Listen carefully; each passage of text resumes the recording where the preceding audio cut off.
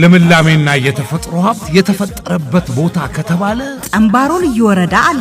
እንግዳ መቀበል መከባበርና መተሳሰብ እናት ወዴት ነች ካላችሁ ጠምባሮ ልዩ ወረዳ ታገኙታላችሁ። በህዳሴያችን ግድብ መጠናቀቅ ማግስት የጠምባሮ ዘመን መለወጫ መሳላና የባህልና ቋንቋ ሲምፖዚየም መስከረም 10 እና 11 ይከበራል። እንኳን አደረሳችሁ።